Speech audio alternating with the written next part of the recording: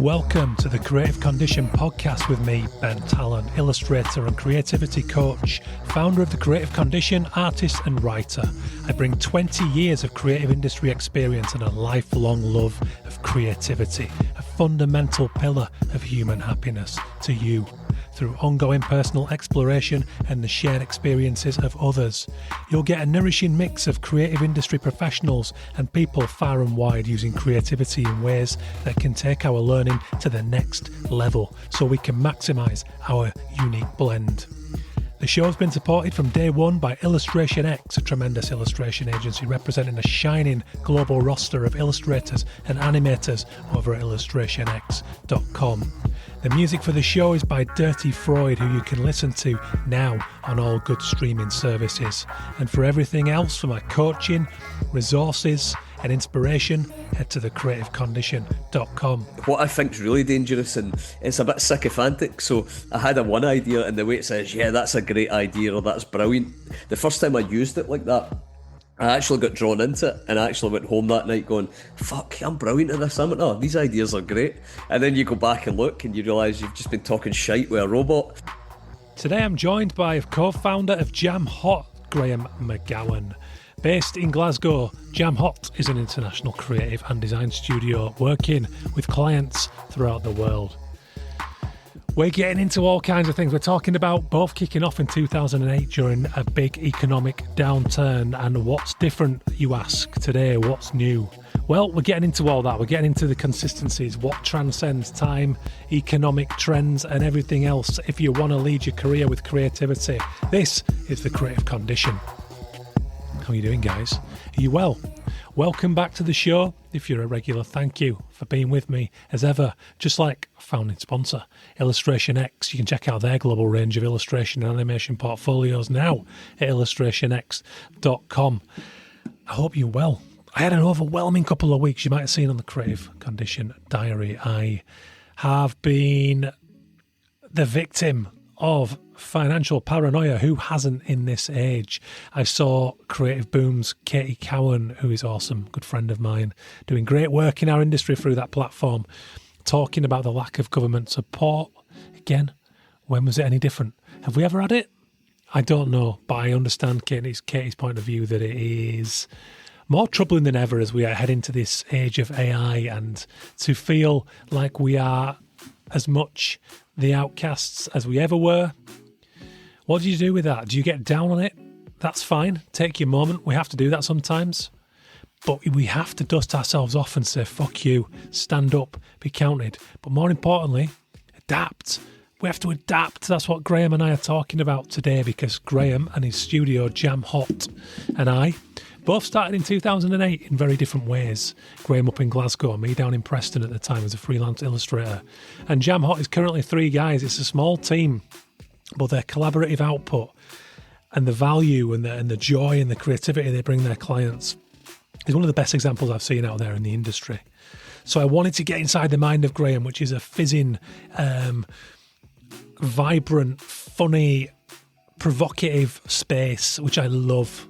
Graeme and I, going back a couple of years, we both spoke at Off Festival in 2023 and we got rather drunk. When the adrenaline was flowing after we'd finished our talks on the day, I know Graeme was very nervous about his and he delivered an absolute corker. And it was my first time speaking there as well, so we were all a bit on edge. And what you tend to find is that if you like a beer after an event, that does unravel somewhat. And I remember us staggering about the bar and Graeme going looking for David Carson, who was also speaking at the event in the hotel lobby. And it's just a very funny time. But most importantly, Graeme is a craftsman. He cares about the craft of design and ideas and writing. And he is one of the best people you can speak to in this world if you want an insight into how that looks over a long period of time, staying successful, at times staying afloat because it's tough, and we acknowledge how difficult it can be and how unpredictable the future is in this conversation. But I hope you get a lot from it. This was an absolute favourite of mine, and I say that about every episode because I tend to curate people who I'm very into. But I mean it. This was a good one. This had flow. I would love your feedback. And if you could do that, if you wanted to do that, please hit me up, ben@bentalon.com. You can also hit me up there if you're interested in my coaching program. I work with freelancers. I have a one-shot deal called the Pit Stop, which gets you back on track. It's very intensive. It's a deep dive into your creative makeup. We go into everything. Hormones, dark humour, mischief. We get into childhood, we get into dreams, frustrations. It's a fun process, it's intense, and at the end of it, you get half a novel's worth of notes to get you back on track. I also work with agencies, so get in touch if you're interested in that, or head to thecreativecondition.com/coach. That's enough of the business. Let's get into it. This is Graeme McGowan from Jamhot. But the intimacy of that, 3,000 people for a band that could do, maybe 300,000. It's like, it was insane. And we were in this bar afterwards, and it was like, they had all the tracks on and everything, and it was packed out. And Damon walks in, and I'm sort of, I was talking to a mate, I had my back to it, and he's gone, fucking hell, it's Albarn. And I've gone, and I started laughing, thinking he's on about a lookalike or something, or somebody pissed up trying to sing. And then it's like, no, really. So I looked round, and I don't know what he was doing. So he got ushered through with his security guard, and he's grinning the whole way. I don't know if they were drinking upstairs or what, but I just sort of, mouth open, reached over and touched his shoulder as he walked past, and my brother's like, what the fuck was that? That's incredible. The thing is, you would have regretted not doing something, wouldn't you? And that's probably better, than saying something really stupid and then replaying it in your head over and I'm not over. going to stop him and try and have like a forced chat, but I'm just sort of this, this guy, and I'm not a celebrity person, but those formative teenage years are different, aren't they? They stay with you. I think, but also someone like that, I think when you've seen them so many times, I think I've seen Blur maybe about 12 times live, so it's quite a decent amount. So if you saw someone in the flesh, you kind of feel like you knew them, and then you realise you don't when you see their reaction. Yeah, it's mad, isn't it? Yeah. Oh God. Yeah. So you're feeling better? I'm feeling better, yeah. So it was about 3 weeks ago. I ended up with COVID, and it was just, I felt like one afternoon, I felt like the plug had been sort of unplugged from me. I thought that feels a bit weird, and then I was in bed all weekend, and then it just got worse and worse. So it's, I honestly, I'm a bit ignorant to it. I didn't realise it was back, or maybe for a lot of folk, maybe it hadn't gone away. So it really did hit me. So whatever this version is quite bad. So hopefully not too many folk are affected by it. Yeah, that's rubbish. Bloody hell, yeah. Oh, I'm glad you're back on your feet anyway. We're back. Were you able to manage it work-wise? It was, it was fine. We're at a period just now where we're kind of a delivery of a lot of the projects. So I tend to get involved in the strategy side and the management right at the start, and then Craig and Jamie are kind of take it over. So luckily they're both absolutely rammed just now, and I didn't have to say disappoint too many folk, which was really good, because you know yourself, running a small business, the last thing you want to do, even if you are ill and you can't help it, last thing you want to do is let folk down. And people don't mind when you're ill, but it's not a nice feeling thinking that you've missed a deadline or let someone down or what. Yeah, that's it. It's that kind of, and it's that double-edged sword, and it's lovely having your own operation, but it all does come down on you, and it's like, yeah, you always feel like you're missing something. Even I'm getting a little bit better at age. Actually, I've got quite a bit better recently. I've really tried to switch my thinking on just stepping off a little bit and making that a conscious thing, and giving myself a chance to read a bit of that book, or go for a walk and just give my head some space. And I always knew it in theory, but I've gotten a lot better at it in the last year or so. What made you get better at that? Do you think it is just age, or is it something conscious? I think. Well, do you know, it's funny, I guess all the learning I've been doing for my own stuff, for the coaching practice and the podcast, I sort of always knew it. I knew the need to give yourself that headspace for the unconscious to do its thing and to be inspired and to actually enjoy the upside of managing your own business. Yeah. But I guess I just felt, I came into the start of this year, I came in and I felt completely overwhelmed. Like I thought I'd got everything planned for coming into the new year, and I sat down and I just went, you're an idiot. You've done it again. Like, you're doing way too much. You're one person. This isn't sustainable. You can't pay the mortgage with 2 kids and do all of these fucking things. And it's not that I'll never stop myself doing the side projects, but there had to be some structure and some focus, and I was lacking that. So it was kind of right, you like make the time to have the headspace and, find the right balance.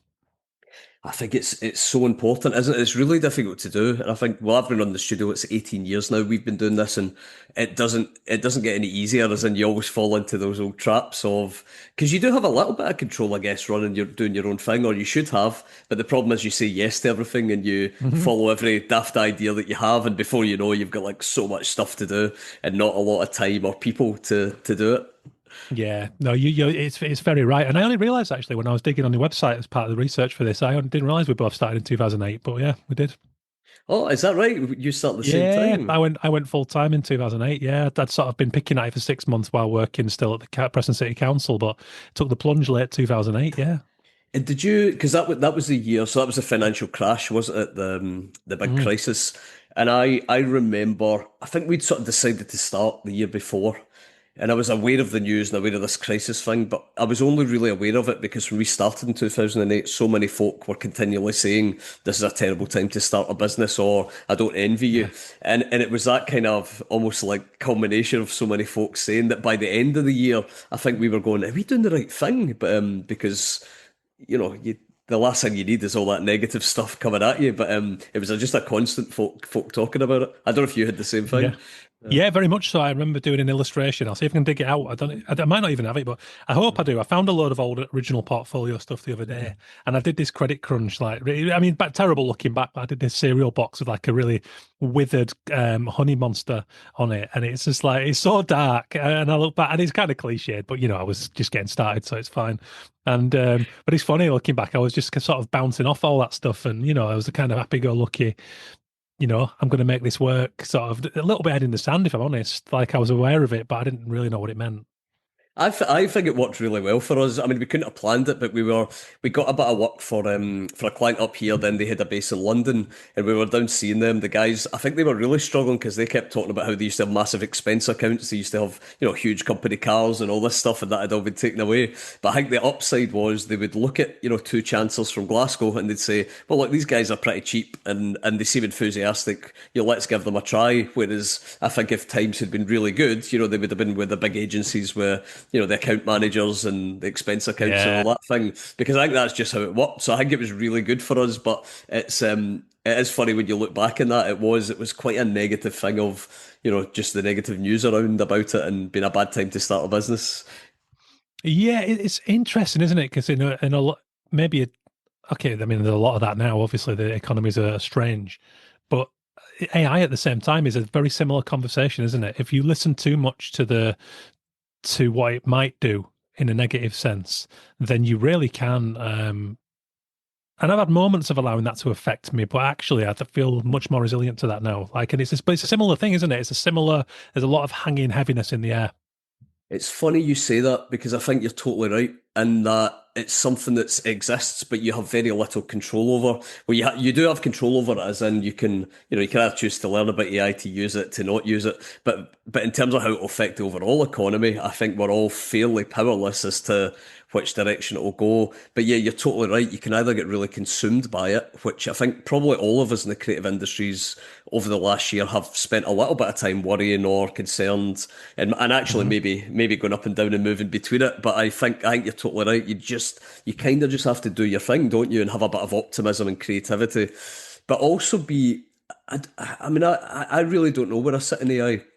It's quite a deep thing to talk about because it's clearly changing so much of our industry, and it's what I think is really bad is it's affecting a lot of people mentally because I think a lot of illustrators, a lot of animators, well, everyone actually has had this undercurrent of worry of where will this go, and I think that's not good because over time it sort of chips away at you, doesn't it? It chips away at your Mhm. optimism, and I think that's probably been the worst thing for the industry. But the flip side of that, I think, I don't know, I don't have a lot of experience of this kind of stuff, but I always remember I worked for an ad agency when I first started, and they did really traditional sort of like discount retail stuff. And while I was there, they lost two of their big clients. One of them was called Your More Store, and they had hundreds of discount retailers, and then they had pound stretchers, and one by one, these kind of clients went off and did their own thing. And I saw that kind of transition whereby the market was changing and this company literally had no choice but to find out how to change and transition. And there was always another story in the agency when they used to have this kind of famed creative director, and apparently he was brilliant and just really good at ideas, but he refused to transition years and years ago from to go to Mac. He basically said, no, I want to do everything. I want to draw. I want to do everything at my desk. And because the pace of change quickened so much, so it wasn't a case of his ideas weren't valid. It was a case of he couldn't execute the ideas quick enough, and he really stuck to his guns, and they had to let him go. And it's always really stuck with me because it didn't mean he was wrong. It didn't mean that his way was not the best. But because that guy literally refused to change, refused to budge, his career at that agency was over. And it's always really stuck with me. And I thought a lot about it during ADI because I think in the studio at certain times we've had that fear and we thought we don't want to change how we're doing things because we quite like the way we do things. And then you do see those things of times changing about, when the internet come in, when e-commerce come in, and pretty much all business and industry has been transformed over time. If we look back to any industry. So I think we've went on our own journey of having to be a little bit open about, you've got your own personal views and things. You maybe don't want things to change because the way you do things are right, but actually things are changing regardless. So we either change with it and we either move or we don't. And I think history is littered with case studies and examples of folk that just refuse to change. And I don't want to be that kind of person. I don't want to be the sort of person that is Yeah. 44 and refusing to change. So I think it is. I think it is quite challenging. It does tie back to that economic crisis because a lot of companies that still wanted to hang on to the expense account and they wanted to hang on to the way things were, they kind of struggled because I don't think things have ever really recovered from that. I mean, certainly from what I hear, budgets in our industry haven't ever really recovered. They haven't really went up, and I think it's, I mean, you'll know much more about this than me. I think it's especially true in things like commission media, like illustration, whereby the pressures on illustrators have, increased massively. Like the timescales haven't changed, the requirement hasn't changed, but the budgets have either went down or they're sort of staying the same. Yes. Yeah. I mean, I'm not really seeing a great deal more for editorial than what I was in 2008. That's, Yep. some cases less. You know what I mean? And it's like, I'm fortunate in the sense that I've got a good agent who knows the market, but the work isn't as frequent. I don't know whether that is, I don't know. There's a lot that, could get into there. But what I did want to pick up on on the tech side of things there was, and this is really interesting. Andy Sandoz, you know him. He was the president of the NAD for a year, and he was at Okay. Havas at the time, creative director, really interesting guy. And he was big on technology in the sense that, and he said to me, like, technology's not going to shoot you, and it always stayed with me. His thing was, you don't need to know anything in terms of, you don't have to know how to code, you don't have to know how to use AI, but to be completely blanket ignorant of it and to ignore any form of technology can be really dangerous. Like, why not be aware of it? Because then it all factors into your creativity, your thinking, the way that you will tackle a problem. Just to have awareness of what is possible informs the way you think in terms of tackling a brief, in terms of anything at all. And I went back to that conversation because I recognized I'd been completely blanket ignorant of AI thus far. And don't get me wrong, I'm not going to use it artistically. But I'll give you an example. The other day, it was my first use of AI was last week. And there was an excerpt from a brilliant book I'm reading called Fortunate Woman at the minute. And it's a kind of, I don't know if you're aware of A Fortunate Man. It's about No. a country doctor, basically, who works with like a very small network of people. Forget when it was written. It might have been the 50s. Anyway, Fortunate Woman is a sort of female doctor who works in the country. She, has a small handful of patients.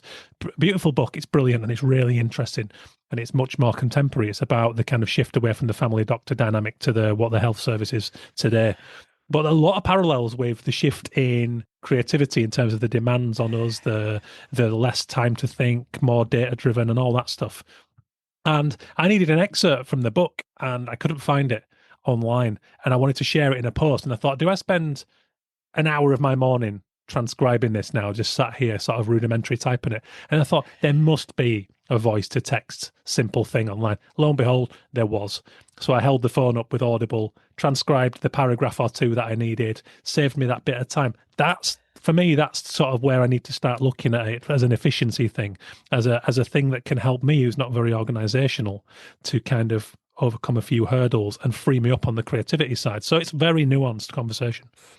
I think it is. We've been using it a little bit in the studio. We went from sincerely, Craig especially was saying, I'm not using this, I'm not interested in it. Absolutely not, because the fears over our industry and the fears over the jobs and implications. So we were kind of ideologically opposed, I think.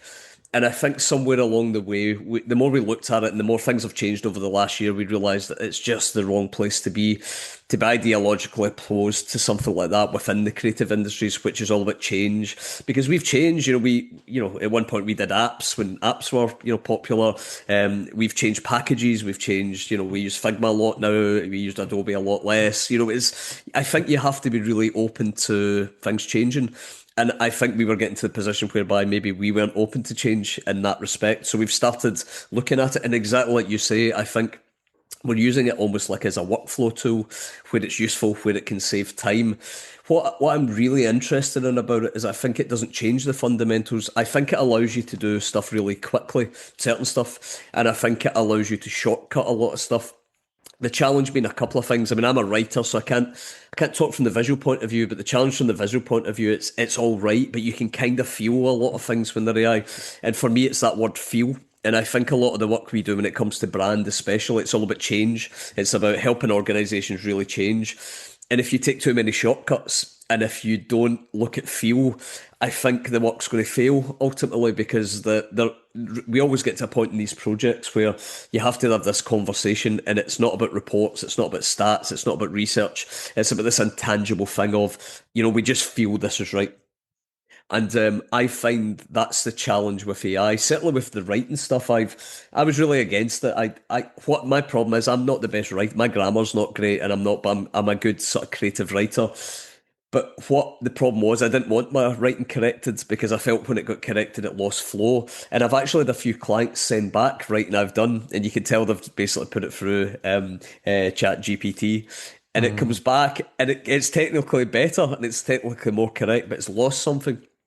But that's always going to be an opinion. But what I found, and this is the interesting thing, I find that I can't really use it too much for writing because if I get a comment from someone about it and I didn't write the essence of it, then I can't then change it. So the challenge being is, do you then just become a writer or a prompt writer and you basically say, actually, the client said this. So I quite quickly realised that I can use it for certain things. And what I've been using it for, and the guys have been taking the piss out of me in the studio, because I use it to bat ideas against. And I know this sounds stupid, but I'm a very verbal person, so I only know if an idea is good if I talk to someone about it. But a lot of the times in the design process, Craig and Jamie in the studio will be heads down, really, really having to design and concentrate. So the last thing they need me is rabbiting on about, Jink, this is right, Jink, this tone's right. So I've been using it just to bat ideas back and forward. And what I've really found is it activates my own brain. So it's actually, I disagree with it a lot, but it makes you think. So it's like having a conversation with someone. So I really like it. What I think is really dangerous, and it's a bit sycophantic. So I had one idea, and the way it says, yeah, that's a great idea, or that's brilliant. The first time I used it like that, I actually got drawn into it, and I actually went home that night going, fuck, I'm brilliant at this.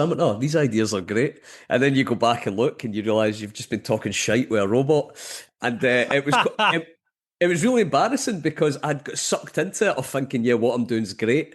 And it wasn't bad, but it certainly wasn't great. And then that was a good lesson, actually, because it made me realise, right, okay, these are tools, but how we use these tools is really important. So the thing we're thinking about in the studios is that one word, intentionality.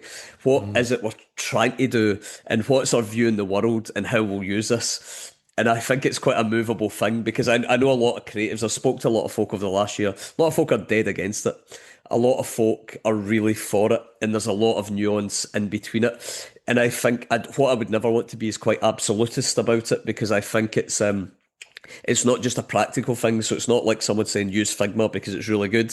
There's so much emotion tied in with how we see ourselves and what creativity is and what AI is, that I think it's actually can be sometimes even difficult to have the conversations with folk about it. It is. There's a lot of black and white at the minute, a lot of fear, a lot of excitement, like you say, a lot of strong emotions. I think, like anything, the ones who are probably going to be successful with it from a genuinely creative standpoint are the ones who can land in the middle and be objectively open, like you say. And don't get me wrong, I have certain ideological standpoints. Like, I'm very concerned about the environmental side of it, very sensitive to that, and therefore I am incredibly selective as to how I'll use it until I've got assurances on that side of things. But that's just one aspect of it. And like I said, a minimal use like the other day where it just sort of saves me time. It's interesting. I want to just pick up on something you said then. The feel thing is really important. It is everything to me now. It has become everything, particularly over these last 2 years. I have moved to such a level of trust in feel, and I've gotten very good at knocking back the logical part of my brain when it starts to shout me down from something that I know is the right course of action, even if I don't have the language or the logic to prove why. Does that make sense? And B, what aspect does feeling play in you approaching clients and getting work, I guess? Because I'm saying this because my gut instinct is that this is really important to you and that you're a relationship guy. Oh, it's a really big question. I'm not sure how to answer it. Let me have a think. I think it's really important, and like you, I think it's become clear to me this year about how important it is. Probably tied in with a lot with AI and things like that, but tied in with two things. We moved studio recently, and we've been in our same studio for 8 years, and I loved the place. It was in Finniston. It was a really cool area near the park. It was, it wasn't a big business district, and we were going to do up the studio, and Craig was like, "I don't want to do it. It was time to move." So we managed to find a new studio space, and I really wasn't that bothered about moving. I thought it was a bit of a hassle. It's going to cost us money, and it was only when we packed up what was two things, and this sounds really weird. We had the problems with lawyers trying to get this new building. We got advised against signing a contract. We've never used contracts before with lawyers, so this guy was basically saying I wouldn't sign this contract. It was to do with roof repairs and all that, a lot of boring stuff. And as soon as Craig found this building, I kept walking past it, and I just felt the building was right. And I've never in my life felt that about a building. You hear folk talk about it, about buildings and houses. I've never been like that at all. And then one day we got a specific phone call from the lawyer, and it was pretty bad about it. And then Craig texts me, and literally I had my headphones in, and it read out the text while I was walking past the building, and I stopped to check my phone, and it mentioned the building, and I looked up, and at that moment I went, "Do you know, fuck this. Who cares about the lawyer's advice? Who cares about all this? This building is calling us." And I felt really stupid for talking about it because it was all about fuel. And at the same time, I was kind of, yeah, we thought, let's reorientate the studio because we're moving. And I picked up, I've got this book here, and it might sound daft, right? I read loads of books. I've read so many books about everything, and I get the piss taken out of me in the studio because, the one that I always laugh at was the one I bought was what was it called? It was called The Purple Cow. And the whole thing was you have to keep being extraordinary. And I kept coming into the studio and saying this. And honestly, I got told to go and go fuck yourself.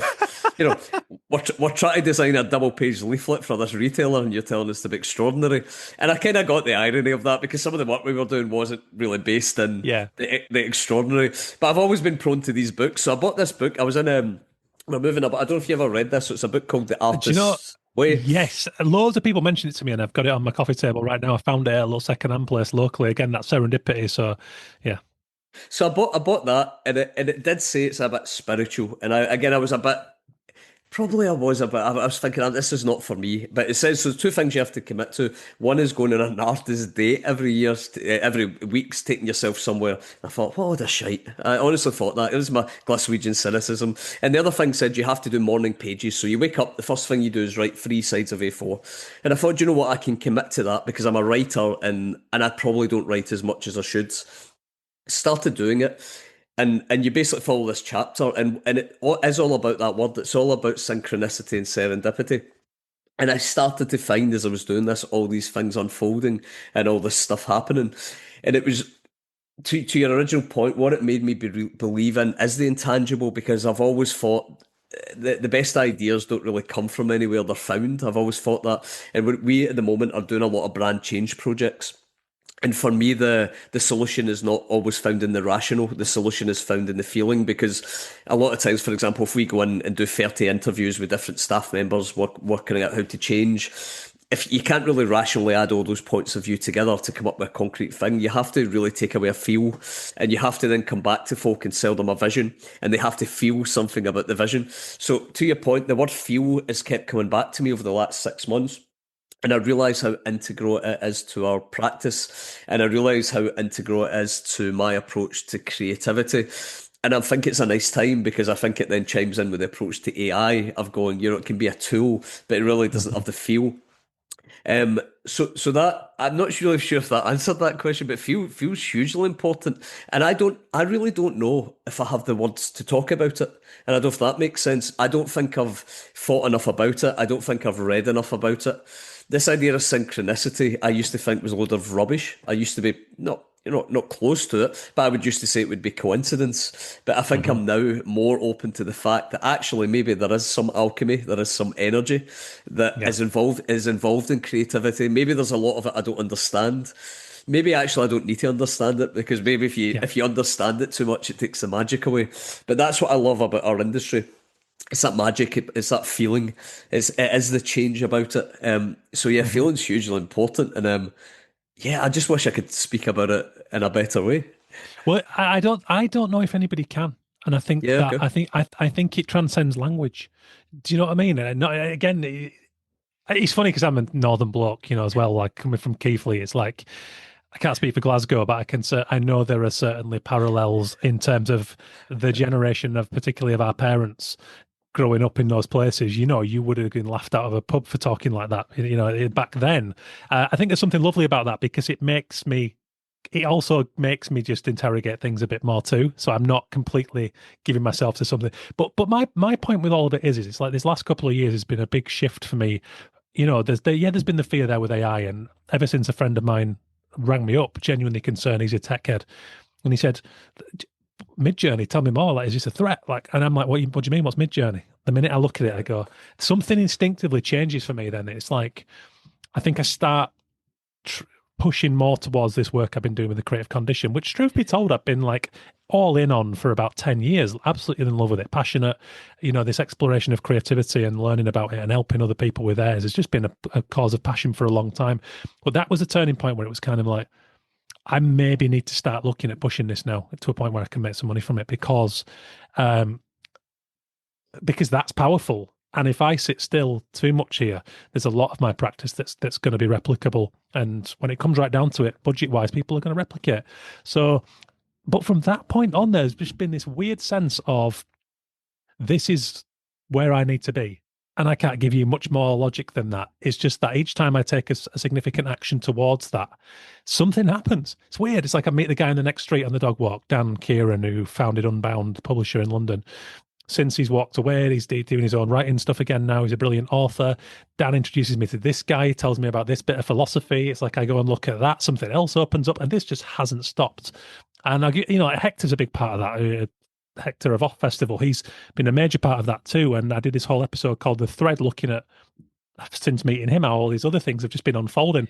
And I don't think you can put it in words too much, but I just know that when it feels as good as I get, like for me, art college felt amazing. From leaving school, walking into art college, it felt like all these people were there. They were wearing what they wanted to wear. They were doing something that mattered to them. That I've sought that ever since, and usually to the point of risk in my own practice, where there's been many a time where I should, there's a lot of shoulds going on. You should be marketing this work instead of doing that. You should be on LinkedIn instead of reading this book. But that's what I mentioned at the start of this conversation. I've given myself more permission to do that in the last couple of years. And people just keep coming into my world. And I think it comes down to that feel, like you said, in those relationships. And I've returned a big emphasis to that this year. More coffees, whether it's over Zoom or in person, more meetings, more genuine connections and emails, as opposed to screaming into the social media void. And it's just fueling that, again, that feel, that intangible that we can't really put in words. God, it's so important. I've tried recently, with some success and failure. I'm trying to kind of go off all social media because exactly what you say. I think it's easy to mistake some of that for connection because you know what's going on, but you don't really. So you know the sheen, you know the press release of what people want to put out. You don't know in behind it. And I've been trying to catch up with much more folk in person, go for that coffee because it's easy not to, isn't it? It's easy to say, "Well, I'm actually Yeah. busy. You've got a busy life. You've got stuff on." But exactly like you say, I think when you start to do that again, connections just start to happen, and you get a lot more out of a few conversations than you do on the social media thing. And actually now I think that we're in quite a challenging economic climate, and so you're completely bombarded with almost like every post is like a press release from folk. It's like folk want to be seen as if they're doing well, so it's just a constant barrage of work. And then the flip side is that is the constant barrage of negativity about folks scared about things, and then it's hard to know where to land in the middle. But when you get to meet up with folk and you get to have a pint or you get to have a coffee, so much nuance in what people say. There's so much nuance on, we won this contract, but we lost this one. Actually, that project looks great, but it was quite challenging to work on. There's a lot of that kind of stuff, and I think it's really important now more than ever to start to re-establish those connections, because I think for a while I got too busy and I didn't do that. I didn't reach out to folk, I didn't email. Yeah. But like you said, every good thing that's happened to us in the studio is because you kind of reach out to someone, and not because you're trying to sell them anything, just because you genuinely want to make a connection. And I think hopefully now more than ever, people are sort of starving for those connections. So I think there's a I think it's a good thing, and I think, like you say, good things do happen when you meet up with folk and you're actually not trying to get anything out of it in particular. It does, and I think that's it's a really interesting part of our industry. Is that a lot of us are doing it at least as some extension of self. Most of us quite a big extension of self, and what that means is it is very genuine. And I think we find it quite difficult, the fact that we live under capitalism, and we at some point we have to ask for money for that. And so it's like I'll give you an example. I'm going up to Manchester to do a coaching session with a good friend of mine, Jane Bowyer. Jane's brilliant. She's a bit of a crossroads at the moment, and we were having these voice note exchanges and a couple of chats, and it's screaming at me in the face. I could really help her. I should pitch this, but I had to really G myself up to get to the point of going, I can help you, but here's what it costs. And she was in immediately. It was like, yes, of course, this is the natural progression of this conversation. But we didn't start that conversation to get any business out of her. It's just that actually, we're both in this thing. We care about it. I'm doing that. She's doing that. There's a great middle point. I'm getting a bit better at that now. It's sort of overtly going, here's what I do, but we live under capitalism, so I got to charge you. Oh But man. yeah. Money's a weird thing. You hit the nail on the head. So there's this idea of creativity, and we do this because we love it. And then there's the idea of, all right, we've got to get this money, and the two can feel like very awkward things, can't they? Because they don't cross. But actually, like you said, if you had the service that someone was really actually needing, people don't mind paying for it, as we all don't mind paying for Yeah. things. But it's such an awkward. It does feel like a really awkward conversation. Yeah, it does, and I do think it's unique. I think the upside of it is, like you said there, about connection, and I always say it, and it might be. I hope someone's going to prove me wrong at some point, because I keep saying you can't imagine a dentist calling another dentist and saying, "Do you want to meet for a coffee? We're both dentists. Let's go talk about some molars." It's like I hope that that's happening, but at some point someone emails me and goes, "Listen, you twat! Like, it's so elitist. Of course we meet up for a beer because we're both dentists." But I think It's that's a lovely thing about our industry, is that it's an immediate ticket. Like whenever I move to a new place, I'm very, like here now in Salisbury, like very quick to go, cool, we're both doing this. It's kind of creative. Do you want to go for a beer? And 99% of the time, people have been like, yeah, awesome, of course. And it's really nice, isn't it? And again, I want to do more of that this year, because I think it is easy not to do it and to think you're too busy, but it's so important just to connect with folk, to meet up and do things. I was chatting to an agency owner, a studio owner in Scotland just the other day, because we both had an issue about a certain thing, and it turned out we had a shared thing. So it's being able to even have a phone call to someone about that and discuss it is really, really useful, because you aren't all, I mean, we compete against each other, and you'll find that as well, don't you? You've got people you compete against, but there's absolutely none of that feeling, I think, when you get together. And that's what's great about our industry. I think it's really great is there really isn't a feeling of competition, or it's not something I've ever felt. You'll win some projects, you'll lose some projects. It's just natural. But there really is an element of, amongst the folk we sort of hang about with, that kind of support each other, which is really, because sometimes you do need that support, and you need to be able to phone someone and say, actually, like this has went wrong.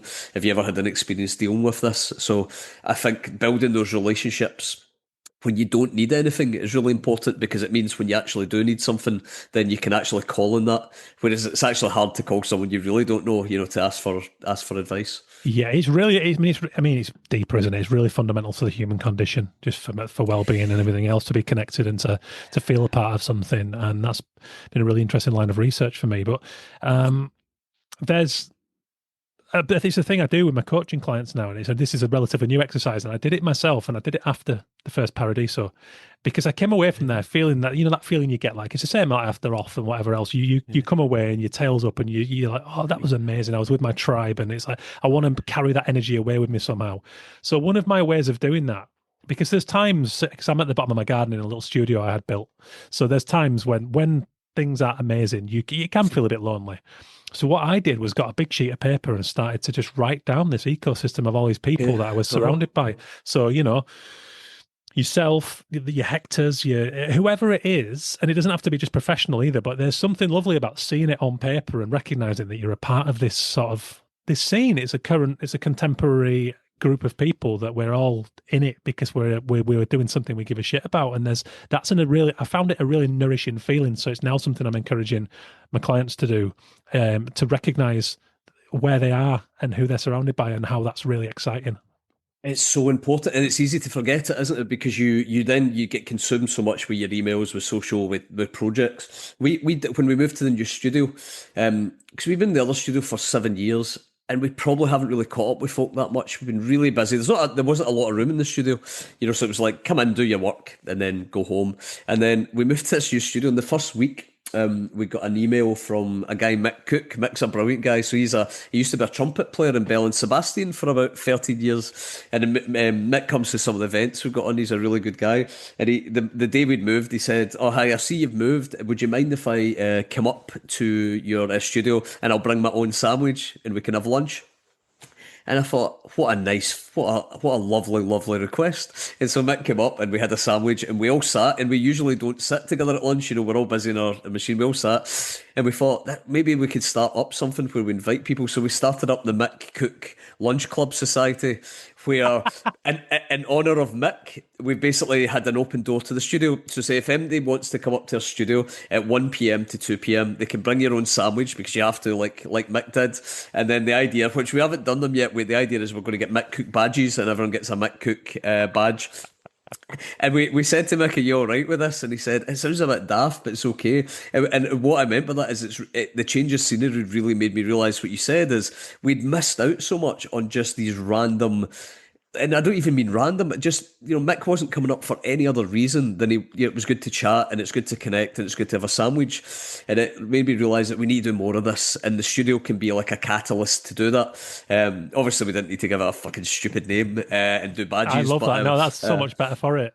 Yeah, but I like it. And actually, we kind of because I've been off for a few weeks ill, that it's kind of we've lost the momentum of it. But yeah, we're going to try and do it. We're going to try and do it like once a week and get some folk up. And actually, I know it's now got a name and it sounds really stupid, so we can now approach people with this stupid thing. Whereas actually, it's a little bit weird if you say, "Would you like to come up to a studio and bring a sandwich?" People would be a bit defensive of it, because it's not what you do, really. So yeah. I do like having an excuse, and I think the new studio moves allowed us to do that. But I guess it's the same with you're talking about your creative coaching, and it must have been, to go into something like that, it must have been really scary, because to start something new like that, even if it's what you really want to do, what was it that pushed you in order to just jump and start something totally new? Yeah, a little bit scary in the sense that ebbs and flows, and I think that I've got the advantage of being 42 now, and it's funny, I've been reading about it. It's a brilliant new book. I don't know if you listened to the episode with Sarana Pringle. She's last week's show, and she's written a brilliant book called The Creativity Choice, and it's about her. She works at Yale University. She's a researcher, scientist, researches creativity. Really interesting work, and she's brilliant. She writes about creative self-efficacy, and about that kind of her line of inquiry is, what is it that enables certain people to be able to deliver on their ideas and see it through and sustain careers using their creativity, and what is it that stops other people from doing that? And one of the big delineations is creative self-efficacy, and it's the idea that you've got a track record, you've succeeded before many, many times, and you know that by hook or by crook there will be bumps in the road, there will be frustrations at the start of a project, but you will get there, and you're good enough to get there. It's your self-belief, essentially. But it's really interesting, because that's what, when people go, "Well, I've got this amazing idea for a book, but they've never written before, or they've not got that track record," and therefore they get let's say 2,000 words in and it's all going good and it's awesome, but then they hit the first bump and go, no, shit at this, it's not for me, see you later. It's that sort of idea. So my creative self-efficacy, having done a lot just because I've never denied my curiosity, was there enough for me to go, this isn't a whim. This is like 15 years of passionate study of creativity, informal and formal, by interviewing like over 300 people. I love it. And it was that mid-journey conversation that I mentioned earlier. It was like, well, what? Now that I've written the second book, The Creative Condition, I realized I had a framework in that book that if I distilled it and I sat and did that on a big A3 sheet of paper, and I remember turning up at Dixon Baxi for a coffee and showing Simon it, and him going, that's your mind, isn't it? And I'm just going, yeah, pretty much. And him bursting out laughing, going, wow. And the long story short is I realized I had this framework and I actually love helping people. I always have done. I've always been like, I was always the teenager who everyone who had a breakup was crying on their shoulder, you know, and like, I've always been a total empath, very sensitive guy, but a good reader of people as well. And all of that mix emerged through this podcast, through the writing. And it's like, and then I met through a few other coaches along the way that I interviewed and just met through industry and loved the idea of that. Because also a big sports fan. I'm also really interested in what makes a good like football, rugby coach and leaders in other areas. So it was just this sort of, I guess life and experience. It leads you to a certain point where you go, I think I could have a go at this thing. I could do this. Anyway, ran a load of pilots. They went well to sort of eliminate the fear. And then, started learning and I'm still doing it, reading a lot of books, like you say, you know, learning from each experience, but really, really enjoying it. It's that, and it's like you said, it's given it a name, it's given it some form. Is interesting, like your lunch club. It's kind of like, it's there's a lot of feeling out going on. But that, you know, what you said there's really true, because I think is when we're creative people, one of the biggest things that can hold you back is not acting in the idea. And I've found that if you have a bunch of ideas and you don't act on them, there's this well of frustration because ideas are meaningless unless you act on them. And that's when I've been most frustrated in my career, when it's not that you've run out of ideas, it's just that ideas aren't coming to life for whatever reason. So I think what you're doing is great, because I imagine there's so many creative folk just now that for whatever reason I've hit a barrier, or for looking for change, or need a bit of help, or are unsure about where they sit in a world of AI, or whatever it might be. So it must be fascinating for you to do that. One of the things I've found, because we do a lot of brand projects now, so a lot of my job is, I don't even know how you describe it. A lot of my job is going in and doing discovery, and it's listening to folk. And we used to do big group interviews, and we used to get folk together, and I realised how useless it was, because when you get more than one person together and you get a group, you get basically cross-pollination of ideas, which isn't necessarily useful when you're trying to get at the heart and soul of what's happening. So we now only interview people separately.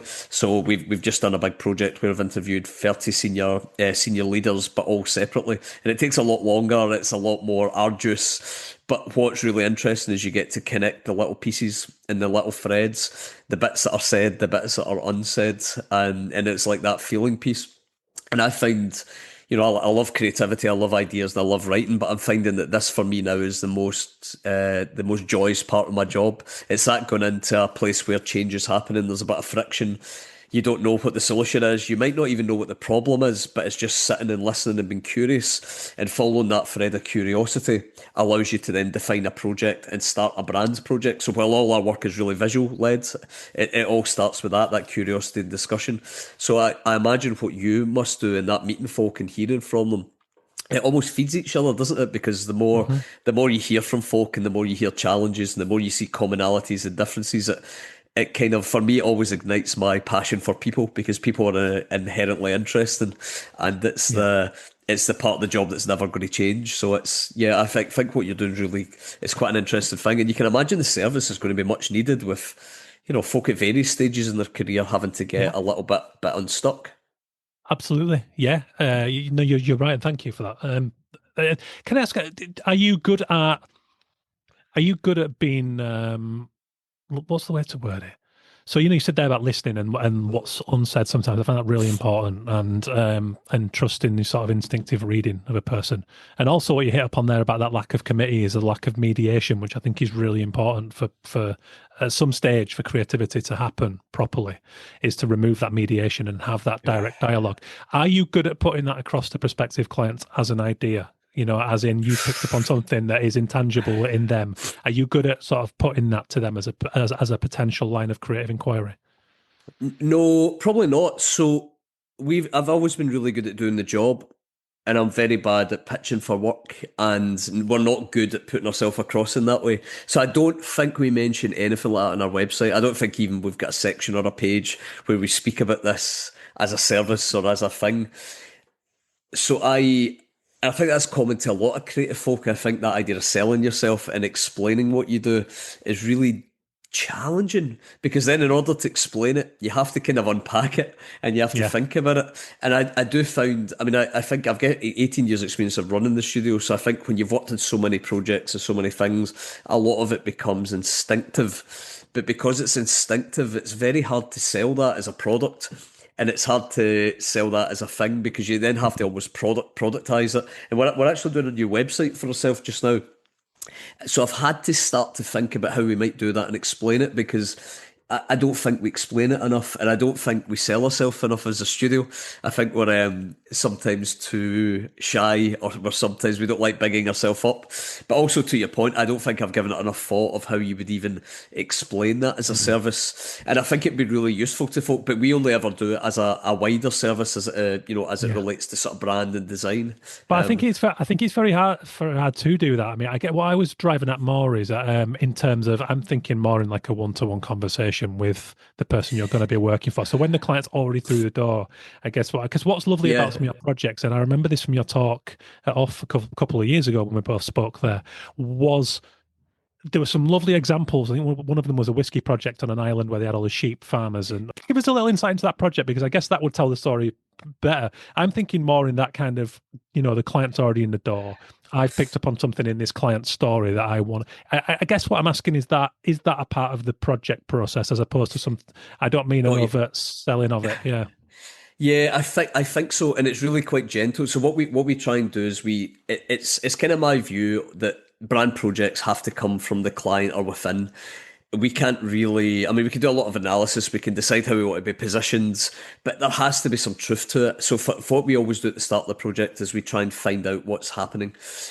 So we're less concerned about competition. We're really less concerned about where they want to sit in the market. I think that's a tactical thing once you know who you are, but unless you know who you are, the brand's never going to work. So we spend a lot of time. So we worked with this company, North Use Distillery, and we went and spent some time in the islands. And there was a couple of comments that were really, we looked about loads of websites of gin distilleries and whiskey distilleries, and we found that a lot of them were saying the same kind of thing, and a lot of them were selling this picture postcard version of Scotland. And that some of them had pages and pages describing botanicals, and in my mind a lot of it was bullshit, because it's a gin. You have a little drink of it. So it's the level of depth they were going into. And we're very simple folk, so we don't really go in for bullshit. And we went and spent time in the island, and we realised how difficult the island life was, because it's not just picture postcard, it's actual people doing two jobs. Some folk work in the cafe to keep it going, a lot of folk do crofting to keep the traditions going.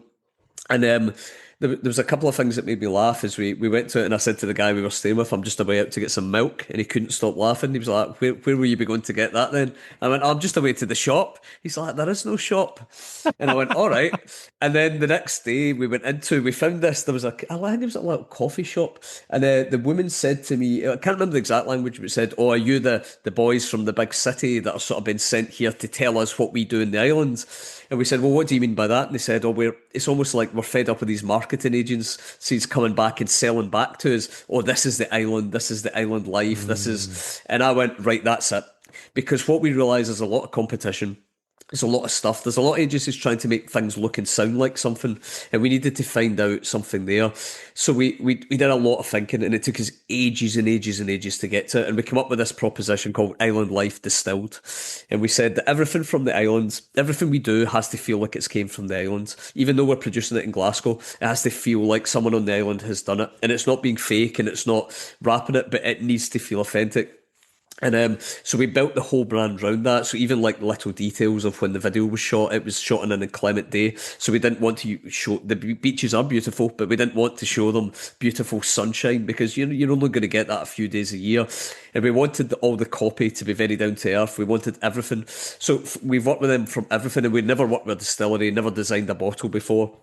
But because we had this like North Star of Island Life Distilled, we were able to sense check everything against that. Not once did we look at what the competition were doing. Not once did we talk about how are we positioned in the marketplace. We were really, us and the client basically said, if we come at this from a place of honesty and we do the best job we can and we know what we're all about, then there's room for us in the market. Whereas if we really get caught up in how we're positioned and what other folk are doing, then I think we've lost the game straight away. And they luckily they went all in with us, so they've won. I mean, we don't enter awards as a studio, but they've won so many awards for the gin distillery, for the bottle design, and it's incredible. And it's led us to get a lot more work. And what it kind of shows me with this stuff is you don't need to have experience working in the sector. You really don't need to have experience of the market. You really need a curiosity and you need to believe in creativity. And I think it's a massive lesson for me. And every brand project we now work on, we have to get our clients to trust us, as in this idea's not might come straight away, but it might take 4 months. We just don't know. But what we do know as a studio is we know when we've got the idea. And it could be a visual idea, it could be a copy idea. But we always look for one anchor point to base the project off. And when we've got that idea, everything else flows. I'm not sure if that really answered your question. No, It was a bit it rambling, massively, but it massively answers it, mate. Yeah, that's exactly what I was looking for, and it's that. That's what I mean. And that is what will be. I was going to say AI proof. That's a bit one dimensional. You know what I mean, though. That's creativity. That's proper human creativity. That's listening. That's being open enough to put yourself in a situation, not suddenly like take offense to that lady's comment, which was very grounded, obviously very justified. But to run with that, to see the opportunity in it, and to let that percolate, and you hit on something really important with time there. Do you ever get pushback from clients on time in that regard? oh yes. So yeah, I think naturally, and I think it's always at the planning stages because everyone's always got their charts or their Gantt charts or things like that. We never do anything like that. We don't do project planning and charts or anything because they're just always going to be wrong charts. They might be detailed, but they're going to be wrong. I think what happens as brand projects unfold, it's pretty exclusively brand projects we do now. As they unfold, the client can see for themselves the challenge. The client can see there's different points of view. The client can see that maybe they're not sure where they're going. So I think timing's a big issue at the start, but it becomes less at the end because 90% of the clients will say we want to do this right because it's very important. We do, and we have had some clients that don't get that and really want to adhere to the time, and you do what you can around that, and it's all fine. But I think we take a little time, and I don't know if you're the same. It takes us a little time to get a right solution. One of the things that really annoy, and we were talking about valuing things, and I was speaking to I mentioned the agency owner. I think the free pitching prevalent for an agency is really bad, and there's been a lot of talk of it recently. We've been approached 3 times in the last 2 weeks with arts clients predominantly looking for agencies to pitch their ideas for free, and the amount they're looking for the budgets they're looking for are shocking. So myself and another agency owner were saying, look, we can't go for that. We really want the project, but we both decided that we can't, because if we do this, we're number one, we're devaluing creativity at a time when we need to value it, and we're devaluing our industry.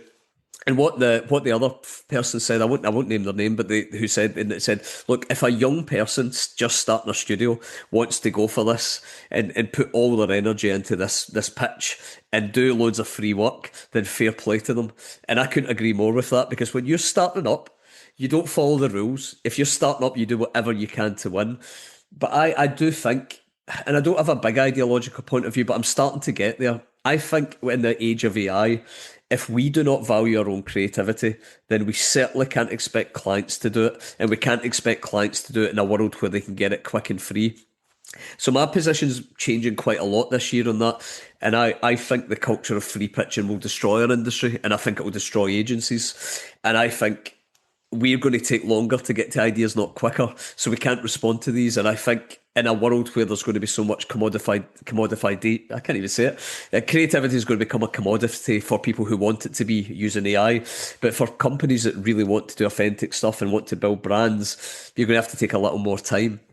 You're going to have to really feel the brand, because the amount of content coming our way in social media and everything's going to be ever increasing. So that idea of knowing who you are and producing authentic stuff, I don't think is ever going to be as important. So that kind of came back. We've been talking about that a lot this week, so I thought I'd kind of mention that there because I do think it is important. And I know some people really disagree. I think these big agencies are run on it. You know, they literally have teams creatively Yeah, pitching, doing work for free. It's how they win business. But I'm slowly realising that as us as a small studio, if we give into that and if we do that, we're going to destroy ourselves and we're going to destroy our industry. So I think it's really important to stand up to that. But I think to stand up to it, we need other people in our industry to stand up to it too. Because we do. if companies like ourselves and the other company I was talking to decide not to do it, but another 10 companies decide to do it, then that it says our industry doesn't value creativity. So I think it's going to be really important in the coming years that we kind of take a stand against that. And I know free pitching is something that always comes up. There's been free pitching manifestos every couple of years. It sort of rears its head. But I think now's the time for us to really value what we do. Yeah, I couldn't agree more. I mean, my illustration representative, they flat out don't, they've got a no free work policy on the agency. They won't have it. At the very least, it'll be a nominal sort of single piece of work fee to feel something out, and that's as good as it gets in terms of free work. Well, one thing I wanted to ask you, we've never really touched on background, but you mentioned about reading a lot, and oh my God, I hoover up books now. I mean, especially now that I've got a modicum of energy back now that the kids are 5. I audio, print books, you name it. Like I read so far and wide now, especially now that I'm sort of actually trying to sort of go down a road where this whole exploration of creativity is like, everything and anything is fair game, fiction, non-fiction, zines, like you name it, it's all good. But background wise, that wasn't really a thing in my world growing up. You said you were 44. I am, yeah.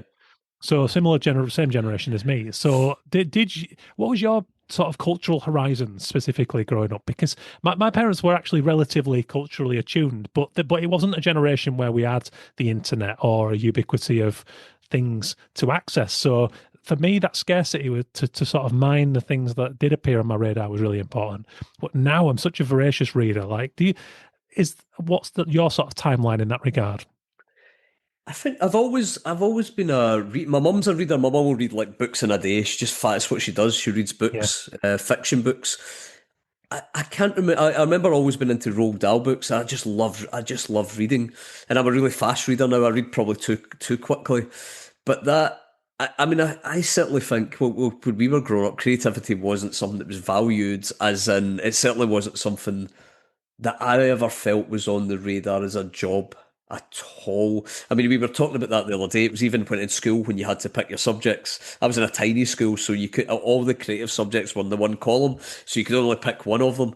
And if you asked, can I pick another one? It was like, and even when you went to those creative departments, the poor teachers, it was like, God, it was like the art teacher with his bottle of Jack Daniels, and his inside pocket, and the poor music teacher that was just absolutely fucked from having to teach like recorder to all these wee bams at school who were going, what the fuck's this? It just these people were just not valued in the school in any way. And I don't know what it's like now in school, but yeah, that idea of creativity being on the radar as a job, it just never was. I never thought of it as a thing. I wanted to be a drummer. I've mentioned that to folk before, and even then, when I was going to go to the RSAMD, so the percussion, and I probably wasn't good enough I'm decent, but that idea of you shouldn't do that. All the advice was you shouldn't pick a creative career because it's just not where folk get jobs. So I think certainly coming from a working class background in the school I went to, creativity wasn't at all on anyone's radar, and it wasn't encouraged particularly, and it wasn't looked upon as something that you could have a career in. I don't think. I'm really not sure if that's what it is now. I don't have kids, so I'm not sure if people are encouraged creatively now more. But I guess it's probably. I think it's went up and down, but I think certainly when you can see the funding getting withdrawn from all the creative subjects, I'm not sure it's something that we as a country value massively. No, I think we're in a bad period for that. I think with the back and everything else, and it's crazy, really. I was listening to a very interesting podcast it was on Stephen Bartlett's show, Diary of a CEO, and it was a bit of a sort of emergency thing around AI, and it was equal parts terrifying and really optimistic, and it was a proper debate. There was 3 of them, and they were all working sort of within AI. But one of the points that was drawn from that really spoke to me was that moving forward, we have to update the education system, because it's kind of, it's, the point was that with the speed of change of technology now, no one can keep up. Therefore, the onus has to fall upon general skills, as in adaptability, thinking differently. All of the things that should be golden currency in our industry are gonna. That's and that's certainly how I'm raising my kids. I'm very much like, you show me your tendencies, I will help to enable that for you and put you in the right sphere. But I am not going to place any one emphasis on any one skill. I want you just to be ready for the world. And I think that's so true. And I actually think that doubles back to what we were saying about the storytelling and the actual creativity in our world. I think that's the stuff where you have to be, what you're going to have to be doing. I think it's really important, and I think that I do think there still needs to be a kind of cultural shift in that. I don't know much about this, but I saw there's obviously a lot of issues around AI and copyright, and a lot of the musicians. So that if I'm right, the bill going through Parliament just now sort of says that actually you have to opt out of providing your copyright to permission. So essentially all these artists, I mean, what it really says is basically we've taken all your copyright and we've copied it anyway, which obviously they have, but the government clearly don't value creativity enough to deal with the aftermath of that. And I think that's really dangerous, because what that signal it sends is it says that creativity is a commodity, like we were speaking about before. But like you're saying, I think the idea of creativity, adaptability, being able to shift mindsets and subjects as the world changes, I think that's going to be hugely important. So I think we do need to signal, as people, that actually to kids that these skills are really important. And a lot of the things just now are actually we don't really value that. But actually, it's where everyone spends their free time. They go to plays, they go to concerts, they consume Netflix, and everyone's viewed stuff on Netflix that has been written badly, and you've viewed something that's been written well, and the quality of writing makes a difference. So I really do think there is that's where I think there's a huge opportunity. We maybe don't value it just now, but that's where there's an opportunity for us to start to change and realise that actually there's a lot of value to be had in creativity. There's a huge value for teaching kids. Kids are inherently creative, obviously, and kids are amazing, because when you spend time with, like, especially younger kids, and the stuff they come out with, and they're able to write and draw without critique and without putting themselves down. And I think we really need to encourage that, because I think that is where the future is. And in a world of AI, it's where us as humans are able to sit and add value as well. Yeah, definitely on a well-being level as well. Just that idea that we're able to, express ourselves, and because there is a lot of heaviness out there. So of course, to have, that's a big part of the reason why I write fiction. It's great catharsis for me. That my little short stories are very warped at times. It's just like, I know you were on Katie's show. I listened to that conversation as part of my research. Fantastic chat, by the way. I love Katie, and it was great to listen to you guys going at it. But Katie very kindly gave me a quote from one of my stories for the Apocalypse books. On the front cover of that is sort of me running about this forest in a bedsheet with aisles, and it's just like, and she just put a brilliantly warped mind, which I loved coming from her. It was great, but it's that's the stories I get out of all that stuff, and that connection through a different medium is just they're so much more meaningful. You're a great writer. I remember, I think when we met, and I didn't put two and two together. So I read your book whenever it first came out. Was it Champagne and Wax Crayons? Wax Crayons, yeah. 2015. I remember. Was that when? So I remember. What do I up? I remember reading that, and I think it was brilliant. And what I loved about it was there was a use of humour in it. And I think humor's like underused, because a lot of the stuff that we deal with is quite serious, and but that idea of the humor you brought to it, I really related to it, and I loved it, and I thought your style of writing, really that kind of conversational, I thought it was brilliant. So it's really nice to see you doing more writing, because it must be I would never. I've only recently, in recent years, maybe the last year, described myself as a writer, and it's only because I went to a writing course at the Tron Theatre. And I refuse to describe myself as a writer, even though I've wrote in the business for years. I enjoy writing, I read a lot, but I just couldn't bring myself to say I was a writer, because I thought writing is what other folk did. And I don't know if that makes any sense, but I don't know if you've ever had that, because obviously you've been a very visual designer. Did you find it difficult to then say, well, I'm a writer as well? It was definitely one of my many titles that I've had. It took me a little longer to embrace my confidence in saying that. Yeah, I'm very open with it now. I'm very a lot of confidence in it actually. And I realized it took, I think it was in my late 30s, I realized I've always had a writer's brain. Like storytelling is what underpins everything I love, everything like, personally, professionally. So yeah, but it did take a little while, I must admit, yeah. But that voice, yeah, but I think it was John Hegarty that said about growing up in an Irish household as a kid, a lot of eccentric characters. He talked about just the things people said being great writing. And I loved that, and that flipped it for me. I was like, that's what got me thinking about my own writer's brain, because my uncle used to write comedy for like Bob Monkhouse and stuff like that. It was just little one-liners. He'd write jokes and send them in, and he got quite a few bits published. My dad's the same. My uncle is like a massive punk collector, big face on that scene. And what I realized is those guys came from a generation where there weren't the opportunities we had, and yet they were finding little ways to still sort of write. And writing could be storytelling down the pub, and that was a turning point for me to realize that actually, shit, I am a writer. It just in the way that I am as a human. So when I do writing, therefore I'm a writer. Yeah. I like that. The DIY things I put my uncle it was in a punk bands for years around and Paisley used to be the punk epicenter because they banned punk in Glasgow back in the day in the 70s because they thought there was going to be like uprisings, so all the gigs went to the next town of Paisley. But that cult, what I've always liked about punk culture is that DIY and that like doing stuff yourself. And I think that really that's always been around to starting your own business or doing your own thing. And certainly for me, we've kept the business super small, like there's only three of us. And I think that's really important to me because the bigger you get, it's hard to do your own thing because you're a custodian of people's livelihoods, their mortgage payments, all that kind of stuff. And I like the idea of like, probably yourself, you've got kind of the same as, if you want to do a bit of writing or you want to do a bit of this or that, if that idea of like portfolio or doing loads of different stuff is always quite appealing to me and not really been pigeonholed into doing one thing. Because almost if you say you do one thing, it becomes a job.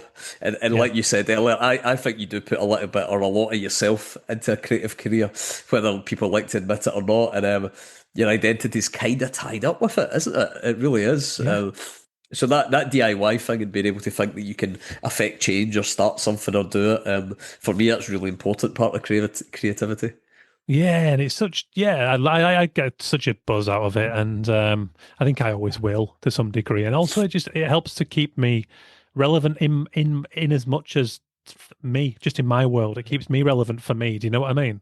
It's like I'm the sort of guy that I can't stand still for too long. I like the depth to be good at my craft and to spend the time doing it, but I also need to know that things are moving in a way that's exciting to me. Otherwise, I realized at some point along the way that, and this is why I didn't connect with school. If I'm not truly passionate about the thing I'm learning about, I can't apply myself. I physically can't.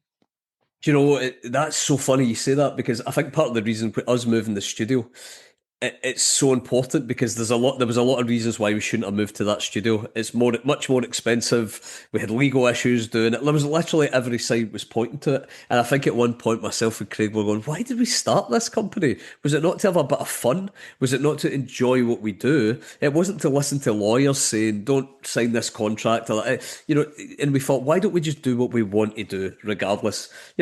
If the roof falls in and we have to buy a new one, well, let's deal with that when it comes. Because if you look at all the negatives of everything, you would absolutely never have done anything. And I don't think we analysed anything when we started the studio.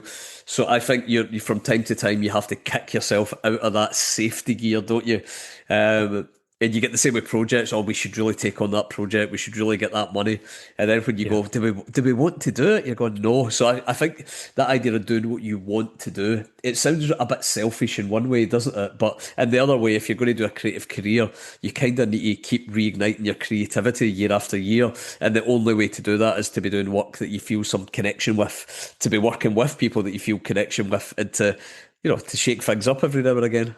You do. And like we said earlier, everyone's got the tools now. Everyone's got very, very powerful, increasingly powerful tools. And it's a very crowded market. So yeah, you absolutely have to be doing things for you to inform, to stand out as well. Just to be you, be different and do it on terms that matter.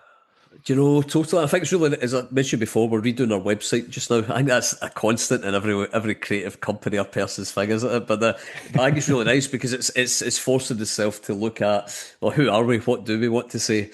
And I think that's quite exciting as well because, like there's almost 18 years into running the studio.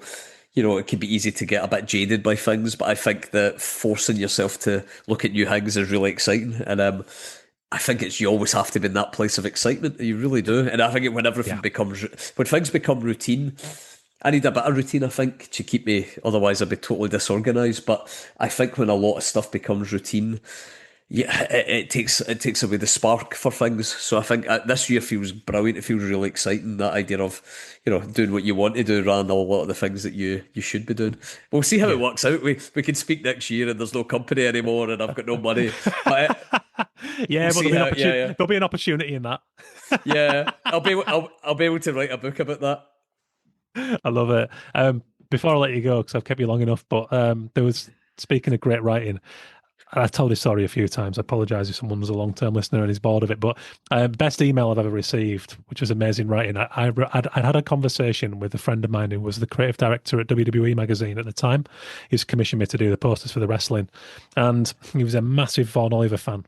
And we've been talking about Vaughan Oliver. So the next morning, sort of sitting on the bus when I was living in London, I thought, I'm going to act on this. So I sort of looked up Vaughan Oliver's website, dropped him an email and said, like, I'd love to interview you for the podcast. I was chatting to my friend last night who's the creative director at WWE, like he brought you up, so I thought I'd drop you an email. What do you think? And his reply said, hi Ben, I'll talk to any fucker, I'll wrestle any fucker, Vaughan. Yes. And I show that to my coaching clients in terms of just sheer voice and personality and attitude on his terms, and say, what's your version of that? Because that's amazing. That I love that. Well, I'll tell you that I probably shouldn't tell this story, but the best email I've ever got, the Scottish comedian Lemmy. Yeah, I love Lemmy, yeah. So we commissioned him once at an old job to do a website, and he took the work away, and then he kind of basically never did it. And my boss was getting increasingly irate, and he's sort of going, "Where's this website? Where's this website?" And I was like, "I don't know," and I was in trouble because I was managing it, and we kept emailing them. We didn't get any emails, and then about a month. A month later, we got an email back that just said, "Your website's fucked. I've got AIDS." Wow. And I had to print off this email and take it to my boss, and my boss absolutely hit the roof. He absolutely went mental. And about 2 weeks later, I got an email back saying, "Oh, it turns out it's all right. I can make a start on the website now if you want." And that's without a doubt the best email I've ever received as well. Wow, that's unbelievable. Did you get there in the end? No, I don't think so. I think I left I left the company. It was unrelated. Jeez, can you imagine having to take that email to your boss? Wow. Come on, Lemmy, behave. I hope you enjoyed that conversation with Graeme McGowan from Jamhot, all the way up in Glasgow, Scotland. I love Graeme's raucous energy, his storytelling, the stories that run throughout all the work that Jamhot produce, I think, are a lesson to us all. So I hope you took a lot away from that, and interesting stuff about the idea that there never is a good time to start a business. I think that when the idea is unique, when it is attuned with who you are and where you need to be going in your life, and it is contributing to the broader collective of us all, then I think it's always a good time, and we just have to figure it out. We get tough moments, we get bumps in the road, that is part and parcel. Never easy, always rough, bad, anxiety and all that stuff, as I've found out over the last few weeks, but we find a way. That's what we do. Someone told me an expression, a person with a why can handle any how. And I think it's true when you feel the forward motion in what you are doing. Thank you, as ever, to the founding sponsor of the show, the wonderful Illustration X. Check them out over at illustrationx.com for their global range of illustration and animation portfolios. Thecreativecondition.com for all your creativity resources, including the entire archive of this podcast. If you're on Safari, you might have had some problems recently. It can't seem to handle the requests, whatever that means. So hop on to Google Chrome and you'll see all the archive of the shows there. Alternatively, on Spotify, if you're interested in working one-to-one with me, give me a shout. I love to coach freelancers, help them out of ruts, help them to see clarity through my pit stop session. We can also talk longer term programs where we come up with a specific strategy over a certain period of time and a cost that works for you. I truly love doing this work. And I also work with agencies doing workshops around the creative condition, helping people to better understand what creativity is and how to better implement it. So there you have it. Thank you very much, guys. Cheers for listening. Thank you again to Graeme McGowan of Jamhot and all those raucous email stories we shared at the end there. Got some good ones coming up too. We've got Filmograph coming up on the show. We've got PJ Richardson. We've got Emily Hurd, burnout coach. That's a big one around the topic of mental health and overdoing it. It's great. Cheers, guys. Thank you for listening. Tell a friend, share the show. Please do rate, review, subscribe. It really, really helps. I'm writing more on LinkedIn and Substack these days. You can follow my work there, less so on Instagram and the likes. But you know where to find me, Ben at bentalon.com. Get in touch, say hello, tell me how you feel about the show. Come back at me with some thoughts on any of the topics discussed. I'm happy to hear from my listeners. In fact, I truly love it. Nice one, guys. Stay creative. Have a great week.